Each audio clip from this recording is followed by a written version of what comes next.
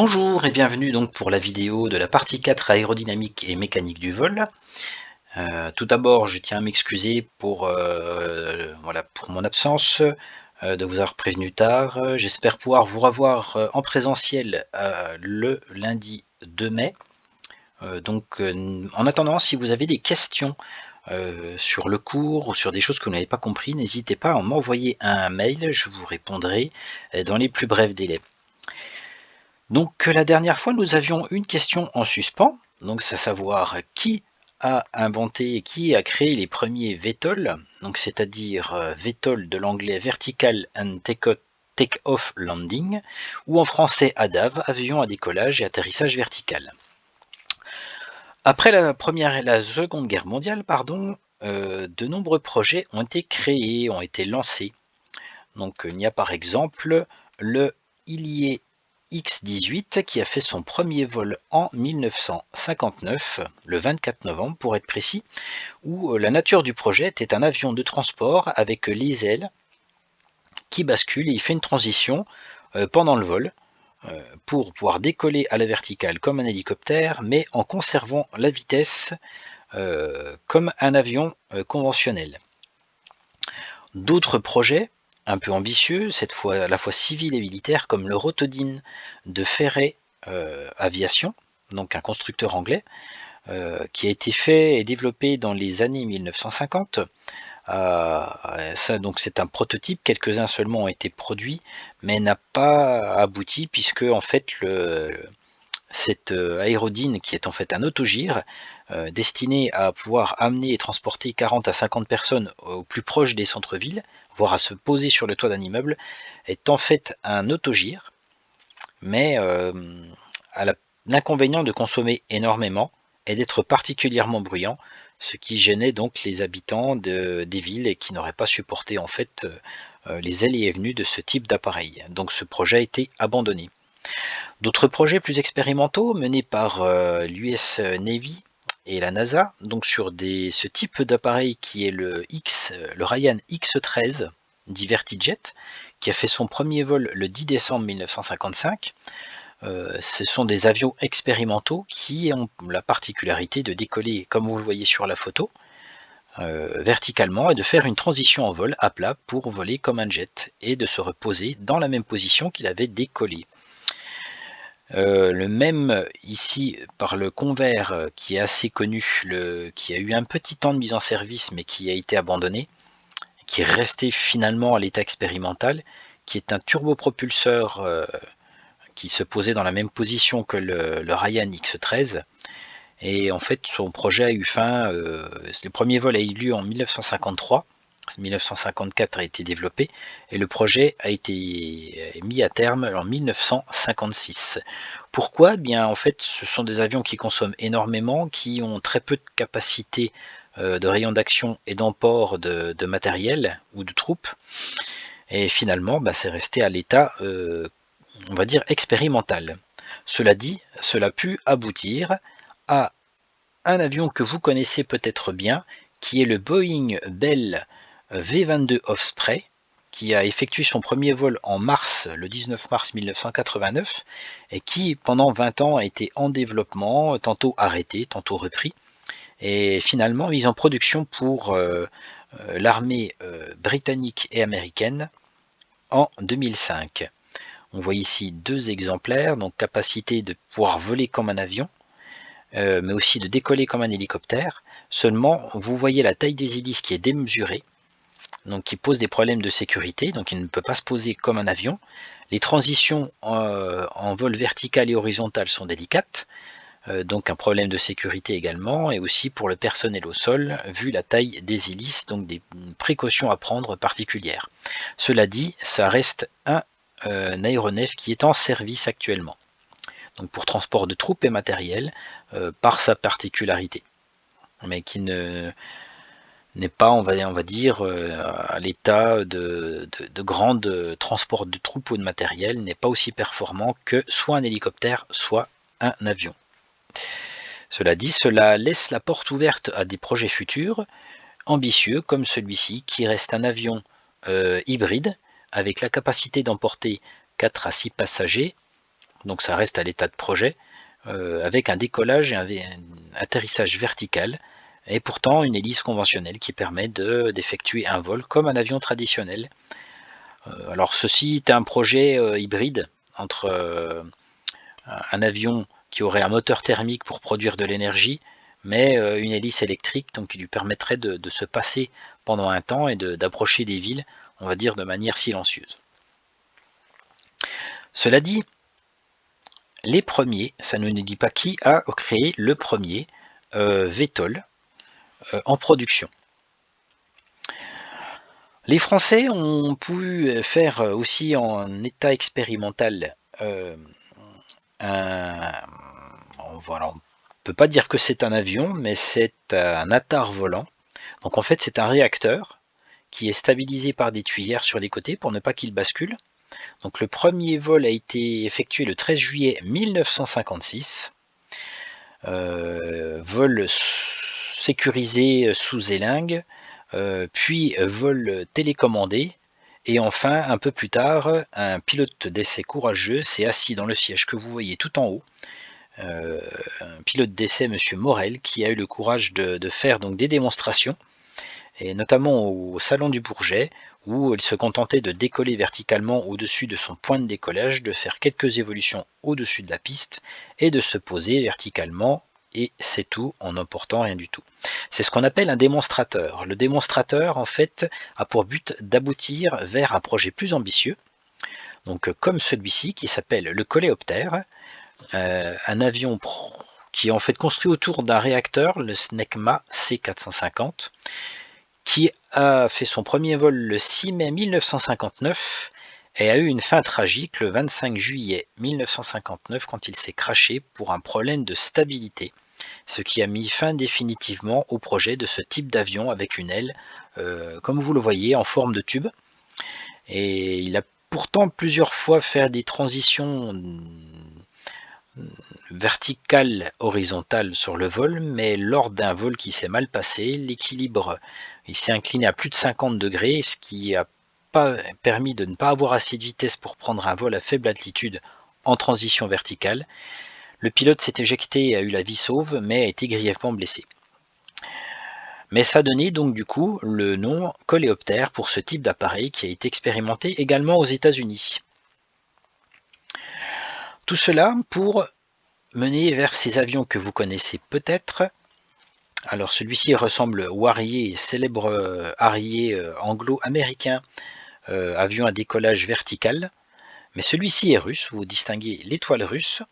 On distingue bien aussi ici, si vous voyez, la petite trappe qui s'ouvre, qui fait penser au F-35B moderne, donc qui a été développé par les Américains, par Lockheed Aviation. Mais ce sont les Russes qui ont, pour l'instant, fait ce projet. Donc vous voyez un petit peu le principe de fonctionnement avec des tuyaux, plusieurs réacteurs en fait, qui ont des flux principaux pour assurer le décollage vertical et des flux secondaires en bleu qui assurent la stabilité de l'aéronef dans sa phase de décollage vertical. Donc celui-ci est un Yakolev Yak-38 qui a effectué son premier vol en janvier 1971. Cela dit, ce n'est pas les Russes qui ont fait le premier avion à décollage vertical de ce type. Vous reconnaissez donc ici le Hawker Siddeley Harrier G3, donc un avion anglais, un constructeur anglais qui a fait son premier vol, lui, le 31 août 1966. Alors celui-ci était resté en service pendant longtemps, a été remplacé par un avion complètement similaire, qui porte d'ailleurs le nom de Harrier 2, on verra un peu plus tard. Et ce n'est pourtant pas le premier avion, même si celui-ci est resté en service. À votre droite, vous avez donc le Balzac 5, avion construit par Dassault, donc un constructeur d'avions de chasse français qui ressemble étrangement au Mirage, et qui a effectué son premier vol stationnaire le 12 octobre 1962. Et oui, ce sont bien les Français qui ont construit ce premier avion à décollage-atterrissage vertical, avec une technologie basée sur plusieurs réacteurs emportés à bord. Évidemment, ceci est resté plutôt à l'état de projet puisqu'il consommait énormément de kérosène et pourtant il décollait verticalement, atterrissait verticalement et faisait des transitions sans problème. Vite, très vite, on a eu besoin de remplaçants. Les Russes ont donc construit, mais cette fois vers 1987, le Yakolev Yak-141, qui là aussi ressemble beaucoup, où les Américains se sont beaucoup inspirés de cet avion pour faire leur F-35B, où on reconnaît à nouveau la trappe qui s'ouvre pour propulser de l'air sur l'avant, une tuyère à l'arrière qui est orientable et qui oriente le flux du réacteur sur le dessous de l'appareil, et qui a effectué son premier vol le 9 mars 1987. Avant cela, les Américains ont produit le McDonnell Douglas Harrier 2, ou Harrier GR5 pour la désignation anglaise, et qui a fait lui par contre son premier vol le 5 novembre 1978 et qui a remplacé pendant longtemps cet avion Harrier 1 de première génération et qui a été longtemps en production et en exploitation. Donc à noter que seulement les Anglais et les Américains ont pu exploiter ce type d'avion dans leur armée et ont été en service pendant un certain temps.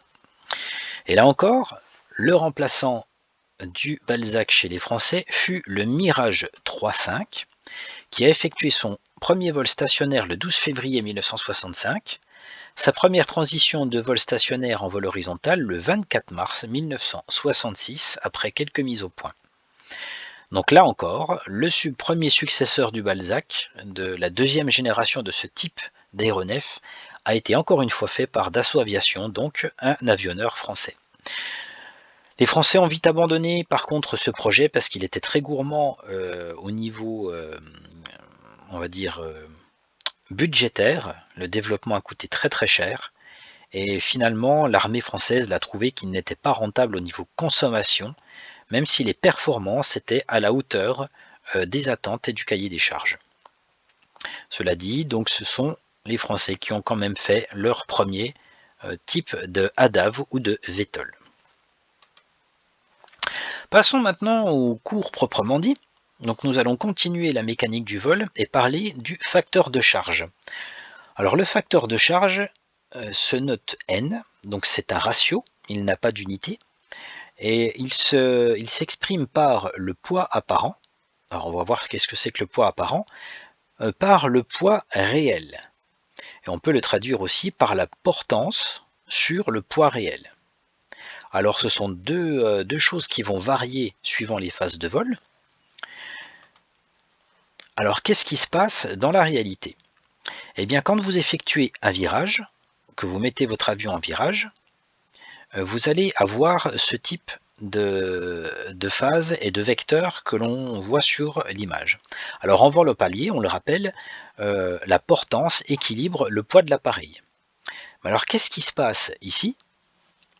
Vous avez en noir P, donc qui est le poids, qui reste toujours perpendiculaire à l'horizontale, donc perpendiculaire par rapport au sol, et qui a toujours la même valeur.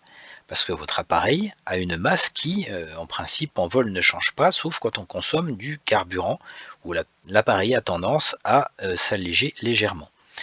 Mais sur l'instant T, le poids reste le même.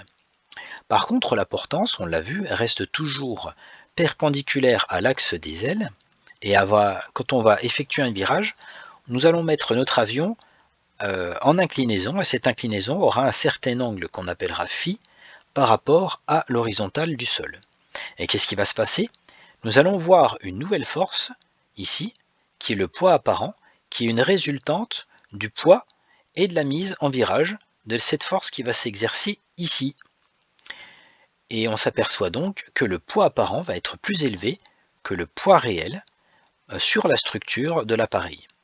Ça veut dire que quand on se met en virage à un certain angle, on va avoir l'impression de s'enfoncer dans le siège et de peser plus lourd que ce que l'on pèse habituellement. Donc cela arrive donc lors de la mise en virage ou lors de ressources, c'est-à-dire quand l'avion est en piqué et qu'on va redresser l'avion pour le mettre en montée, ou inversement quand l'avion est en montée et qu'on va réeffectuer un piqué. On parlera alors de G positif et négatif. Comment cela se traduit? Eh bien, on peut considérer ce tableau suivant. Donc on rappelle la formule, c'est le poids apparent sur le poids réel, le facteur de charge. Et le facteur de charge peut s'exprimer mathématiquement sur l'inverse du cosinus phi, c'est-à-dire l'angle d'inclinaison de votre appareil. Donc 1 sur cosinus phi, si on fait donc un tableau avec l'angle d'inclinaison ici phi, à 0 degré, notre facteur de charge est de 1. Pardon. Nous avons donc l'impression de peser une fois notre poids. À 10 degrés, nous pesons 1,01 fois notre poids, à 20 degrés 1,06, et plus on augmente, vous voyez que ça augmente un peu de façon exponentielle. À 60 degrés, si on incline l'avion assez fort à 60 degrés, nous aurons l'impression de peser 2 fois notre poids. Au-delà, il est déconseillé d'atteindre ce type d'inclinaison puisque nous allons en fait à 84 degrés, donc à une forte inclinaison, on peut peser jusqu'à donner l'impression de peser jusqu'à 9, presque 10 fois le poids.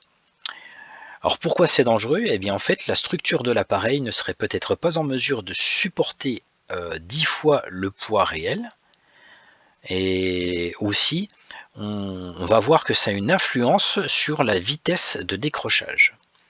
Donc généralement, on incline notre appareil faible inclinaison, pas plus de 30 degrés, surtout à faible vitesse, on va voir pourquoi. Et maximum, on va dire 60 degrés, on évite d'aller à 70 degrés puisque ça augmente très très vite avec l'inclinaison. Donc pour mieux comprendre le facteur de charge, donc on appelle ça des G. Donc par exemple 2G, c'est la sensation de peser 2 fois son poids. On a dit qu'il pouvait être positif ou négatif. Donc positif, les contraintes vont du haut vers le bas. Donc on aura tendance à voir aussi le sang s'écouler plus vers les pieds. C'est ce qui va nous donner un effet de voile noir. Donc l'impression de devenir aveugle et de ne plus rien voir. Donc c'est les pilotes de chasse de la Seconde Guerre mondiale ont commencé à éprouver ce genre de sensation, donc au niveau de ressources, et notamment quand ils font un piqué et qu'ils redressent brutalement, le sang coulait vers les pieds et ils perdaient la vue pendant quelques secondes et mettaient vraiment du temps à retrouver la vue, ce qui pouvait être dangereux. Il existe également des G négatifs, donc cette fois ce sont les contraintes du bas vers le haut. Donc on a dit quand un avion se met en montée par exemple et fait une ressource pour piquer d'un seul coup, donc cette fois le sang circule plutôt du bas vers le haut et va donc remplir les vaisseaux sanguins du cerveau et des yeux. C'est ce qu'on appelle le voile rouge.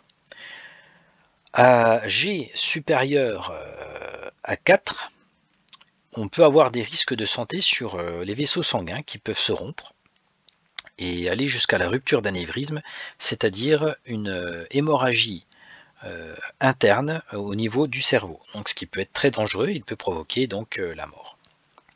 Donc les pilotes de chasse ont des combinaisons spécifiques qui leur permettent de justement réguler leur flux sanguin du haut ou vers le bas avec une combinaison spéciale où on injecte de l'air comprimé et qui va donc ralentir la circulation du sang du haut ou vers le bas suivant les ressources pour leur permettre de réguler ainsi leur circulation sanguine et ne pas avoir de jet trop important, donc de voile noir ou de voile rouge. On va parler aussi de l'influence du facteur de charge sur la vitesse de décrochage. Donc la vitesse de décrochage est notée Vs, le S est pour stall qui signifie donc décrochage en anglais. On rappelle la formule de la résultante Rz qui est de 1 ρ SV carré Cz. Donc la portance équilibre le poids en vol rectiligne. Pour diminuer la vitesse, il faut augmenter Cz et Rz. Et donc la vitesse minimum au carré est égale à 2p sur ρs Cz maxi, soit vitesse minimum est égale à la racine de 2p ρs Cz maxi, donc dépend de p et donc du facteur de charge. Comme P, on ne peut pas trop le changer, on va dire, pendant le vol, notre influence est de faire attention aux facteurs de charge, donc faire attention aux ressources qui sont demandées à notre aéronef. Donc pour illustrer les vitesses de décrochage, alors la vitesse de décrochage, vous aurez bien compris que sur cette formule, plus on incline notre avion, plus on augmente notre facteur de charge, plus notre vitesse Vs de décrochage va augmenter. C'est-à-dire que si un avion en vol rectiligne à plat a un facteur de charge de 1, donc aura une vitesse pour un aéronef donné, on va dire par exemple de 70 km/h en vitesse de décrochage. Donc à 70 km/h à plat, si on incline notre avion, cette vitesse va augmenter à, pour une inclinaison de 30 degrés, peut-être à 80 km/h. Donc l'avion décochera à 80 km/h. Si on incline encore plus, il décochera à 90 km/h. Si on incline encore plus, il décrochera à 100 km/h. Donc plus on incline notre avion et on fait un virage serré, plus il va falloir faire attention à garder une vitesse élevée pour ne pas s'approcher de la vitesse de décrochage. Voilà, je le rappelle, donc si vous avez des questions sur ce sujet, n'hésitez pas à me poster un petit mail, où on verra si éventuellement on peut faire une petite séance Zoom pour ceux qui le désirent, où j'explique ceci en direct à la webcam. Ou sinon on reprendra peut-être les explications à partir du 2 mai. Je serai ouvert à vos réponses. Donc petite vidéo, je vais mettre un petit peu de son, on va entendre le bruit de l'avion et vous ferez attention. Donc dans cette vidéo qui a été réalisée par des élèves, en 2005, ils ont accroché donc sur une aile des petits brins de laine qui indiquent si l'air, donc quand le brin de laine est bien rectiligne et accroché et bien plaqué contre l'aile, ça veut dire que le filet d'air accroche l'aile et qu'on a de la portance. Si le petit brin de laine commence à se balader en tourbillonnant au-dessus de l'aile, ça veut dire qu'il n'y a plus de portance à cet endroit de l'aile et qu'on est en phase de décrochage, donc on arrive à l'incidence limite. Donc, petit rappel, un avion décroche toujours à la même incidence en fonction de son profil d'aile, mais a aussi une vitesse de décrochage, on s'aperçoit qu'elle est variable en fonction de phase de vol, que ce soit du vol à plat ou en vol en virale. Donc je mets la vidéo et vous allez entendre une petite sirène qui se met, une petite alarme qui se met en route dans le cockpit. C'est la petite alarme de décrochage. Donc vous êtes bien attentifs, je vais commenter quand même la vidéo.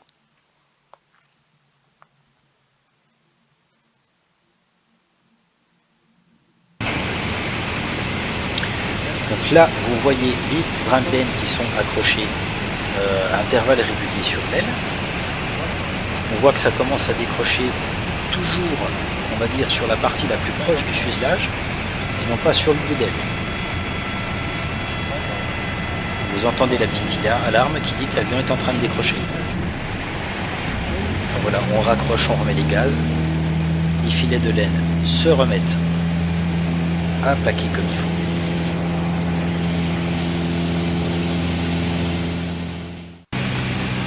Donc cette fois-ci avec un cran de volet.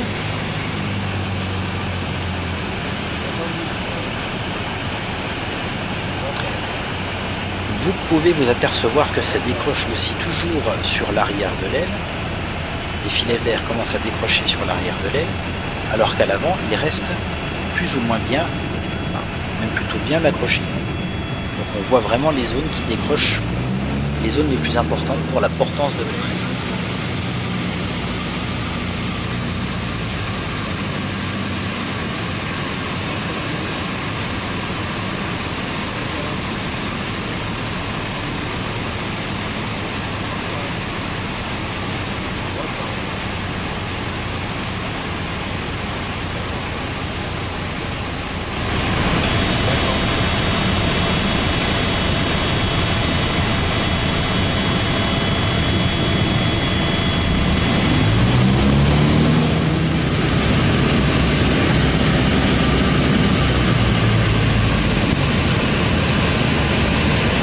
Là, je ne sais pas si vous avez vu, il a déclenché donc le volet à un cran.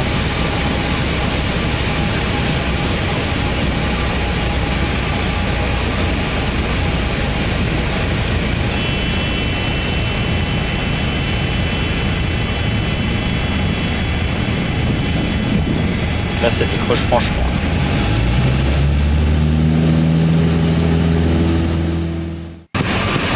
là vous allez voir l'inclinaison, hop, volet, 60, 2,30 volets. 55, 50.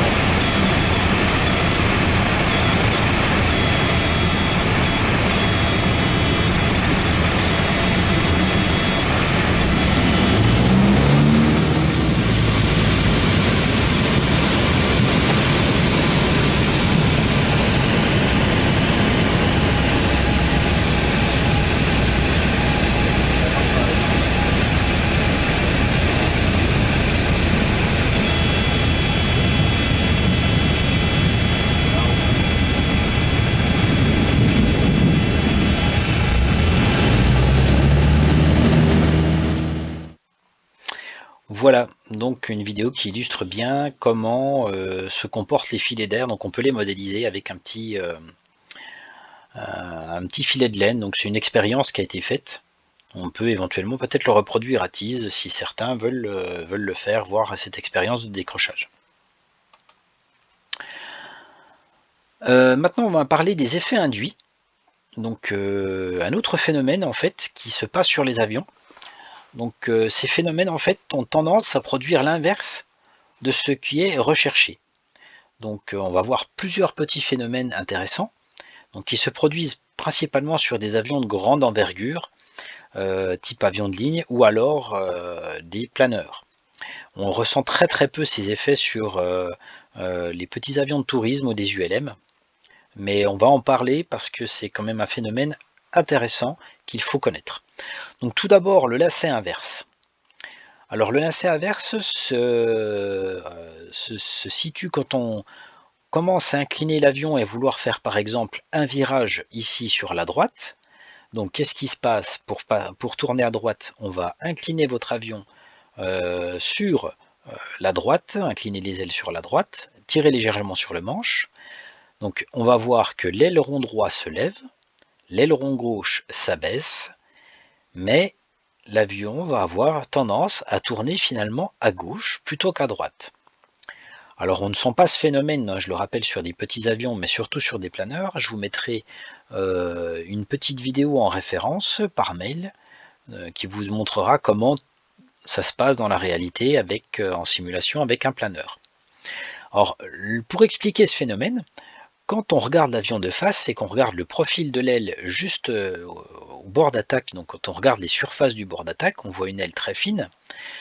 Mais quand le volet de gauche s'abaisse, on va avoir une surface qui apparaît en plus en face de nous, alors qu'à droite, une surface va disparaître. Qu'est-ce qui va se passer? Le vent va avoir en fait une traînée supplémentaire sur l'aile gauche, une traînée qui disparaît sur l'aile droite, ce qui va avoir pour effet de déséquilibrer en fait votre avion et va tirer l'aile gauche sur l'arrière plus que celle qui est sur la droite. Donc, un mouvement de rotation autour de l'axe de lacet qui aura tendance à aller sur la gauche. Donc voilà ce qu'est le lacet inverse qui est un effet induit, donc induit par les commandes. Donc c'est un phénomène qu'il faut connaître. Autre phénomène, le roulis induit.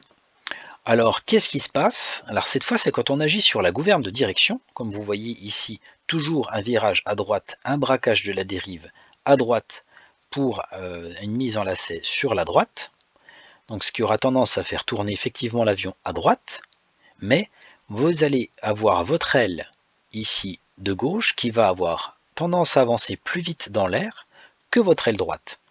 Alors, qu'est-ce qui va se passer puisqu'on sait que la vitesse d'écoulement sur l'aile influe sur la portance? Eh bien votre aile gauche va avoir tendance à se soulever plus que votre aile droite et à faire tourner votre avion sur l'axe de l'hélice sur la droite et elle va avoir tendance à s'incliner sur la droite. Donc on connaît un petit peu ce phénomène sur des modèles réduits, pas très chers, où en fait nous avons une aile fixe sans volet, sans aileron, donc qui assure la portance et la portance seule, et on va diriger notre avion de modélisme à partir pour le faire tourner donc avec la dérive, ici, et la profondeur qui est ici. Et à chaque fois qu'on va incliner ici pour faire tourner notre avion, il n'y a pas de volet, mais l'aile va quand même s'incliner sur la droite ou sur la gauche en fonction du virage qu'on effectue. Donc c'est un phénomène à connaître qui est très très léger. Alors quand on a des volets ici, de toute façon on incline notre avion, donc ça se produit, ça ne se ressent pas. Mais si par exemple cet avion-là serait un deux axes, c'est-à-dire direction et profondeur uniquement, eh bien l'aile aura tendance quand même, puisqu'elle avance plus vite à gauche qu'à droite, à se soulever d'un côté, donc pour incliner votre appareil. Donc c'est ce qu'on appelle le roulis induit.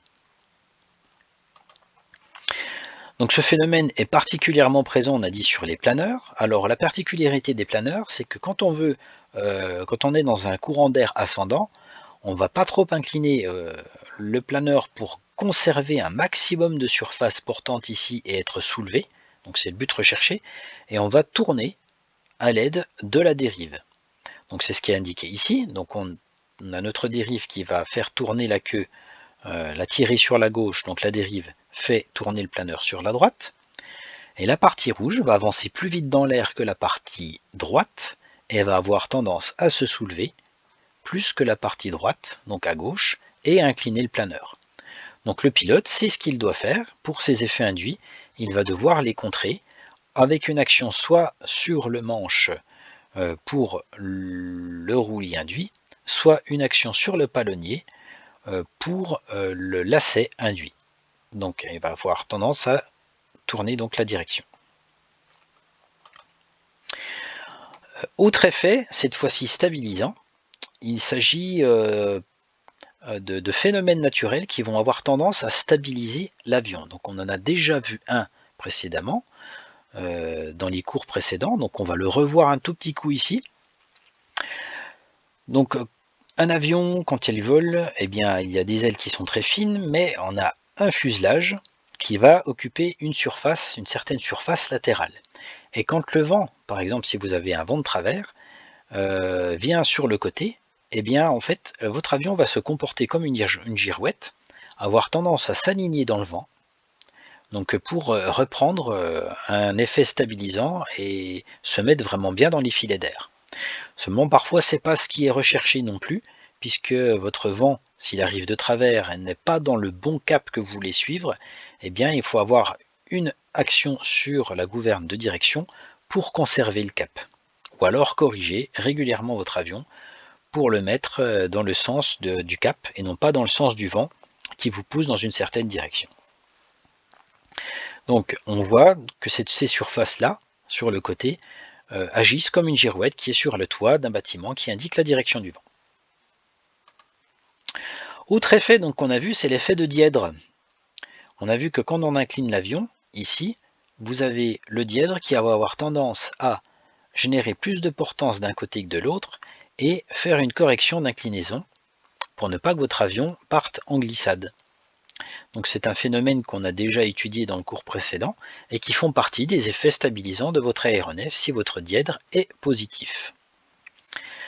Alors il me semble qu'on avait aussi demandé l'intérêt du dièdre négatif. Alors le dièdre négatif, après recherche effectivement l'avion, le Mirage par exemple 2000 ou le Harrier a un dièdre négatif. Et l'utilité du dièdre négatif pour les avions de chasse, c'est la maniabilité. Et par contre, il a une incidence sur la stabilité. C'est-à-dire que si vous inclinez votre avion, l'effet aura plutôt tendance à s'amplifier plutôt qu'à se stabiliser, comme un avion de tourisme qui est représenté ici. Alors dans un avion de chasse, l'effet justement est forcément mis négatif. Le dièdre est forcément négatif. Pourquoi? Pour améliorer ses performances, c'est-à-dire pour augmenter son taux de roulis, ce qui lui permet éventuellement de faire une manœuvre brutale pour échapper à un missile ou un ennemi, et c'est l'effet recherché. Cela dit, donc on a dit que ça a une conséquence sur la stabilité de l'aéronef, donc il va falloir y pallier ou alors être un pilote très expérimenté. Donc au contraire, sur des avions de tourisme qu'on est amené à monter ou à piloter, à notre niveau, on va chercher plutôt une stabilité pour avoir le moins de manœuvres à faire, surtout quand on est débutant. Outre effet stabilisant, c'est l'effet de flèche. Alors ceci concerne les avions qui ont une flèche, donc comme celui-ci, un petit jet, où la flèche, on le rappelle, c'est l'angle qui est formé entre le fuselage et la forme de l'aile. Ici, donc particulièrement son bord d'attaque. Représenté ici sur la droite le flux d'air, on s'aperçoit qu'il arrive sur le côté de l'avion, donc on a déjà un effet stabilisant de girouette qui va avoir tendance à ramener l'avion dans le flux d'air. Et si on observe bien ici, l'aile qui est sous le vent, c'est-à-dire masquée par le fuselage, aura moins d'air qui va arriver dessus, donc va diminuer la traînée sur le côté gauche, mais par contre elle va augmenter sur le côté droit, ici, ce qui va avoir pour tendance à redresser l'avion et le mettre dans le flux d'air. Donc l'effet stabilisant recherché ici, c'est l'effet de flèche, et c'est un peu ce genre de flèche qu'on a aussi sur des avions de ligne pour les aider à se stabiliser lors de vol et avoir une flèche pour avoir un vol plus aérodynamique et gagner en vitesse également. Nous allons parler maintenant de dispositifs hypersustentateurs. Alors, qu'est-ce qu'un dispositif hypersustentateur? C'est ce qui va améliorer la portance de votre aile. Alors, premier dispositif qui a été installé, on va modifier en fait le bord d'attaque. Alors ici, vous avez un bec qui est fixe, mais qui va laisser passer un filet d'air entre le bord d'attaque de votre aile et ce dispositif, et elle va avoir pour but de recoller les filets d'air, comme on a vu sur la vidéo avec les filets de laine, qui va avoir pour but de recoller les filets d'air, pardon, j'ai cliqué trop vite, sur le bord de l'aile, et ainsi améliorer la portance de votre avion. C'est donc ce qui est représenté ici sur un Storch, un avion d'observation allemand de la Seconde Guerre mondiale, où on faisait circuler de l'air entre le bord d'attaque ici, qui est ajouté, et le vrai bord d'attaque de l'aile, pour avoir une meilleure portance et voler à plus basse vitesse. On notera d'ailleurs que les ailerons et le volet ici sont bien développés pour lui permettre de faire des vols à très basse vitesse à des fins d'observation. Vous avez aussi la possibilité de basculer ou de rentrer ce bec basculant, donc comme sur le Rallye, qui est ici un avion des années 60 et qui permettait de tracter des planeurs et de voler et d'évoluer à basse vitesse. Donc on a deux dispositifs, les volets ici assez grands sur ce modèle, et le bord d'attaque qui est sorti, qui va permettre de faire circuler de l'air sur l'aile ici, donc augmenter le flux d'air qui va circuler sur l'extrado, et avoir une forme d'aile finalement de profil creux, en profil virtuel, et ça va permettre donc de voler à basse vitesse et d'avoir des manœuvres beaucoup plus faciles. Autre dispositif qu'on retrouve sur les avions de ligne par rapport au bec, cette fois-ci, c'est un bec basculant, avec, comme vous le voyez ici, un rail et des vérins qui vont permettre de modifier l'inclinaison et la sortie complète du, du bec basculant. Donc, sur les avions de ligne, vous le voyez ici, il est en bleu. Donc la source, vous pouvez avoir de la documentation complémentaire sur le site L'Avionnaire, qui vous explique un peu le fonctionnement de ces becs basculants qui sont ici. Donc la position rentrée pour les vols de croisière. Et ici, quand on est en phase d'approche, on va sortir complètement le bec basculant pour changer la forme de l'aile et lui donner un profil avec beaucoup plus de portance pour avoir des manœuvres plus précises à basse vitesse lors de l'approche et de l'atterrissage.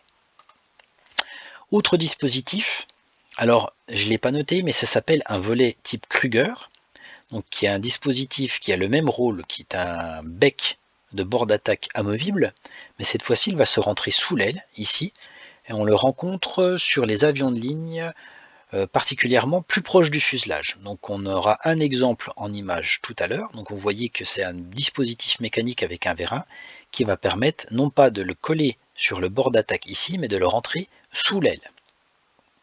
Donc autre dispositif mécanique, la même chose, un volet Kruger d'une façon, vous avez votre profil d'aile d'origine et vous avez le volet Kruger ici qui est sorti. Vous voyez que ça fait augmenter considérablement la profondeur, la hauteur de l'aile virtuellement en sortant ce type de volet. Donc un mécanisme un peu plus évolué. Autre dispositif que l'on connaît bien, donc ce sont les volets. Vous avez votre profil d'aile qui est ici, un point d'application avec la portance qui est centrée ici avec le volet rentré.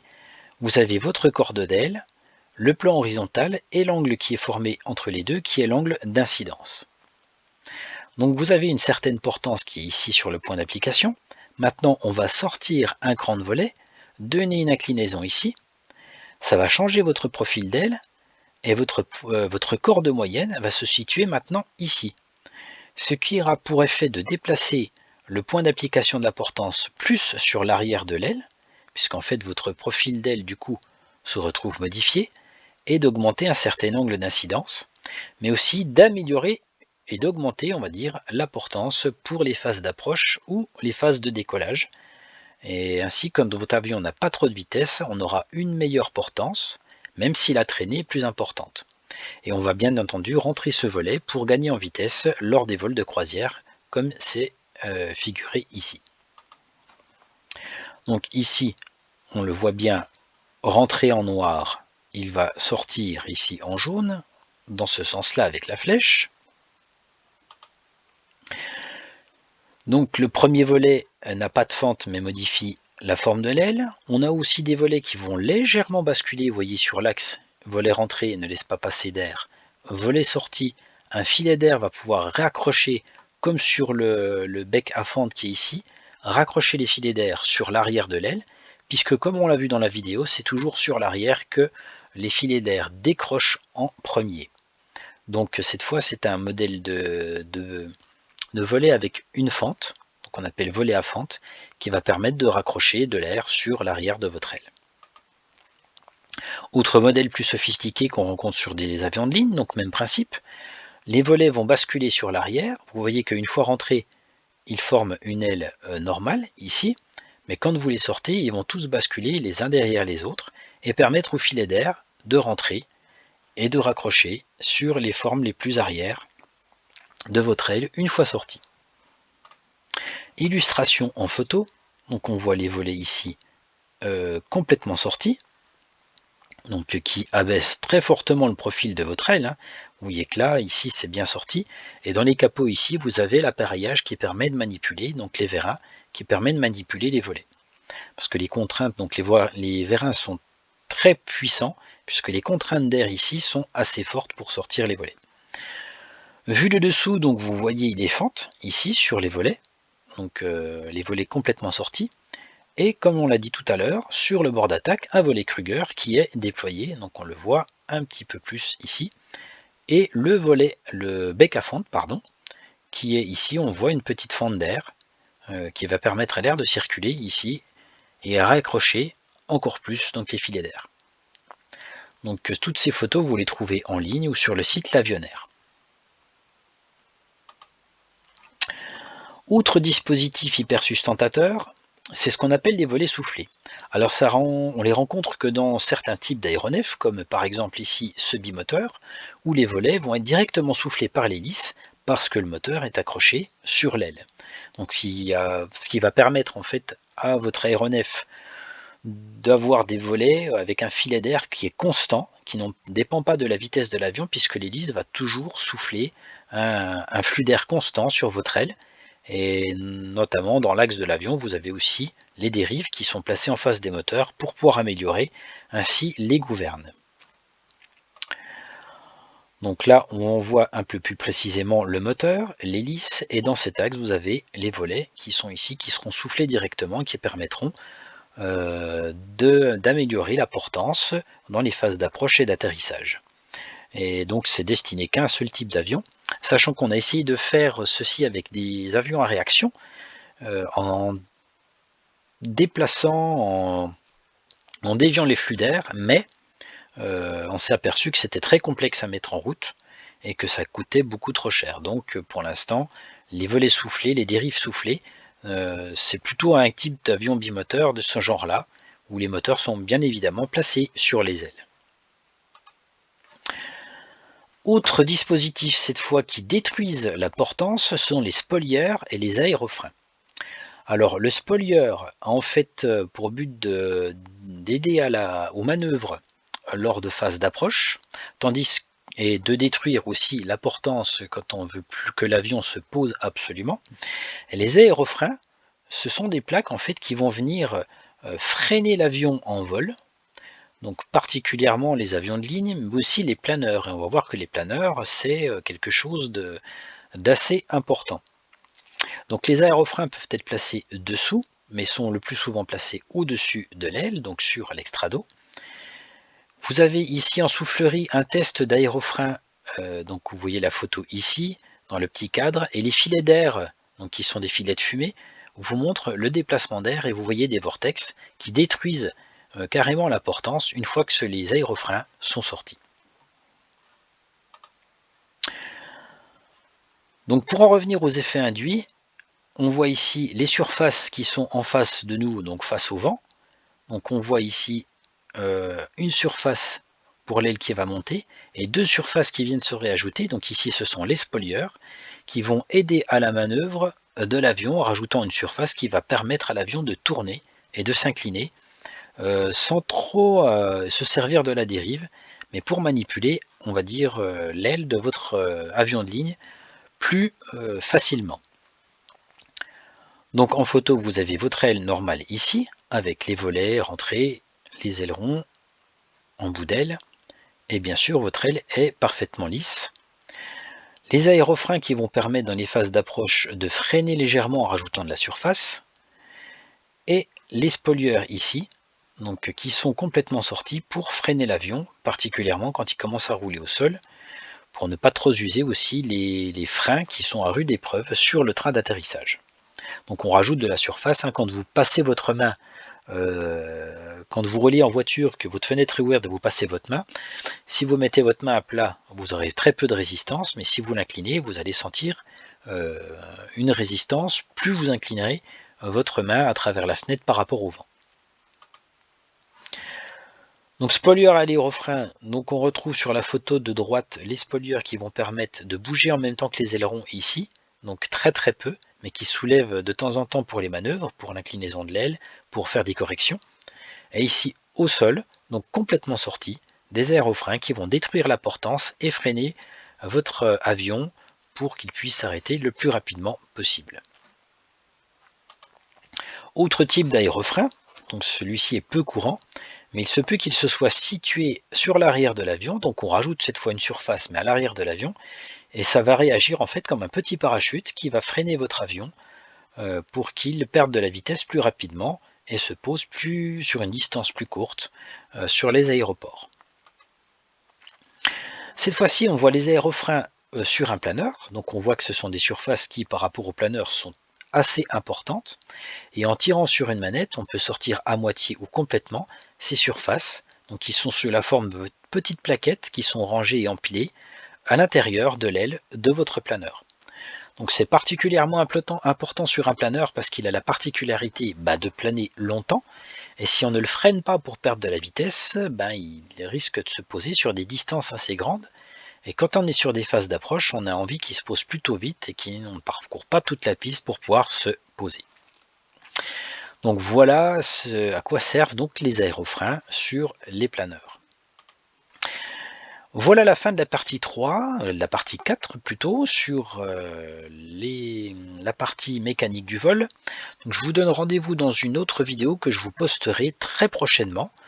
Donc révisez bien et n'hésitez pas à me poser des questions par mail si vous en avez, et éventuellement je vous tiendrai au courant pour diverses informations. Bonne journée ou bonne soirée suivant le moment où vous regarderez cette vidéo. À bientôt.